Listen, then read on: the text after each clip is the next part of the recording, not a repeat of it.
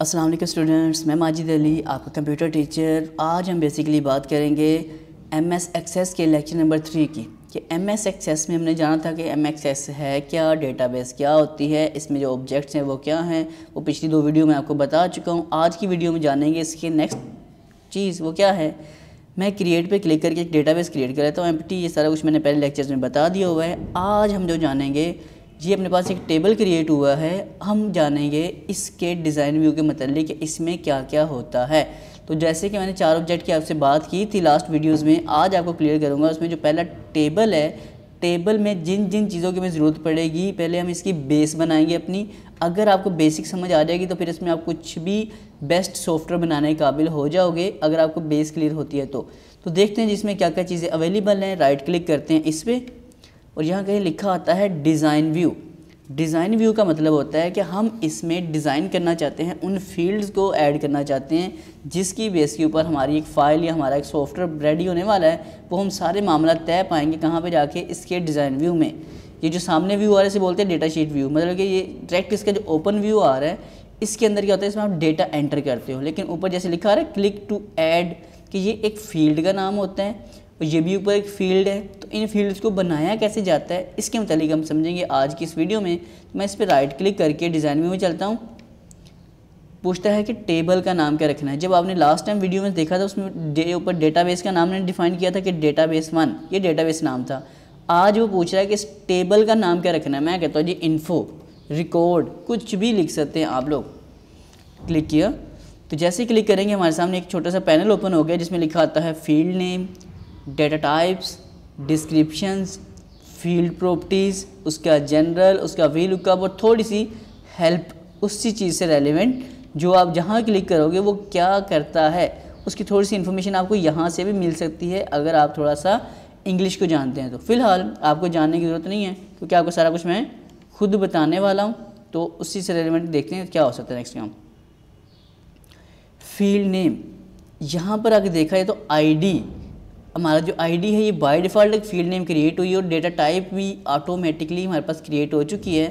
पहले देखते हैं फील्ड नेम। फील्ड नेम का मतलब होता है कि यहाँ आप वो चीज़ें पुट करोगे जो आपको रिक्वायर्ड होंगी, जैसे कि student name, date of birth, ID number, कुछ भी जो आपके इधर व्यू में ऊपर मेंशन होना चाहिए। किधर, मैं राइट क्लिक करके इधर दिखा देता हूँ आपको। जो चीज़ें यहाँ मेंशन होनी है वो यहाँ आनी है। इसके अंदर पुट क्या होना चाहिए, क्या लिखा जाए, वो फैसला जो करना है वो आपने बेसिकली यहाँ करना है। अब जैसे कि बाय डिफ़ॉल्ट सबसे पहली फील्ड उन्होंने हमें बताने की कोशिश की है, फील्ड नेम इसका कुछ भी हो सकता है, उसका कोई इशू नहीं है, ठीक है। यहाँ कुछ रिजर्व वर्ड होते हैं, वो जैसे आएंगे वो आपको समझा दूंगा। यहाँ लिखा था आईडी। आईडी का मतलब हो गया कि यहाँ पे ऑटो नंबर, ये पहली टाइप से मैं क्लिक करके दिखाता हूँ। ये पूरी एक लिस्ट है हमारे पास, हम हर एक के मुतल्लिक एक एक करके डिटेल से समझने की करेंगे कोशिश। तो आज हम ये सिर्फ समझ रहे हैं कि ऑटो नंबर। ऑटो नंबर का मतलब ये होगा कि अगर यहाँ मैं कर देता हूँ स्टूडेंट नेम, इसको मैंने फ़िलहाल टेक्स्ट किया, टेक्स्ट क्यों किया, टेक्स्ट क्या है, सारी डिटेल समझेंगे। फिलहाल इसे मैं करता हूँ क्लोज़। अब यहाँ फिर इसके व्यू में जाके आप देखो, मैंने कहा ना डेटा शीट व्यू होता है, ये डेटा शीट व्यू अपने पास आ रहा है। नीचे आ रहा है डिज़ाइन व्यू, इधर ऑप्शन आ रही है। अगर आप इसे क्लोज़ कर देते हैं, पूछेगा क्या सेव करना है, आप बोले बिल्कुल जी करना है। इस पर डबल क्लिक करते हैं तो यहाँ देखते हैं स्टूडेंट नेम, सेल का साइज थोड़ा सा इंक्रीज़ किया, यहाँ लिखा आता है सीरियल नंबर, मतलब आईडी नंबर है, लिखा आता है न्यू। कुछ भी मैं कुछ लिखना चाहता हूँ, मुझसे कुछ लिखा भी यहाँ नहीं जा रहा, ओके। लेकिन मैं स्टूडेंट नेम में एक अपना नाम लिख देता हूँ आकर, मिस्टर अली। जैसे ही अली लिखा तो पीछे देखें एक नंबर जनरेट हो गया, इसका नाम है 1। आसिफ, सबा, सोबिया। अब मतलब मैं जो भी एंट्री करता जा रहा हूँ वो क्या हो रहा है, इसके बैक के ऊपर यहाँ पे ऑटोमेटिक सीरियल नंबर जनरेट होता जा रहा है। तो उम्मीद करता हूँ आपको इस पॉइंट की समझ अच्छे से आ गई होगी कि जो हमारे पास आईडी और ऑटो नंबर है, ऑटो नंबर हर उस जगह पे यूज़ हो सकता है जहाँ पर आपको ज़रूरत पड़ेगी किस चीज़ की, नंबर जनरेट करने की। अब जैसे कि ऊपर आईडी मैंने के अंदर रोल नंबर है कि मैंने रोल नंबर ही तो 1 2 3 से शुरू करना है ना, मैं कहते हैं रोल नंबर। अब यहाँ भी अगर मैं ऑटो नंबर करता हूँ, देखते हैं जी क्या होता है। क्लोज़ किया, यस करना चाहता हूँ, मैं कहते सेव करो। लेकिन वो एक मैसेज दे रहा है कि Microsoft Access allow only 1 auto number field per table, use the number data type और फॉर सिमिलर फील्ड। अब यहाँ पे कॉन्सेप्ट आपको ये समझ आ जाना चाहिए कि वो एक टेबल के अंदर सिर्फ एक ही बार ऑटो नंबर यूज़ किया जा सकता है।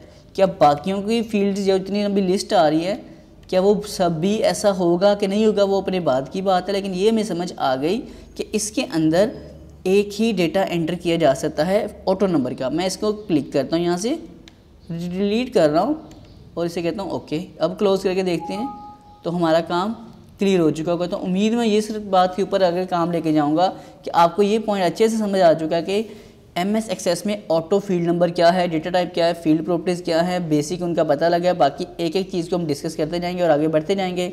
अगर वीडियो अच्छी लगी तो इसे लाइक शेयर कमेंट ज़रूर कर देना और चैनल को सब्सक्राइब भी कर लीजिएगा।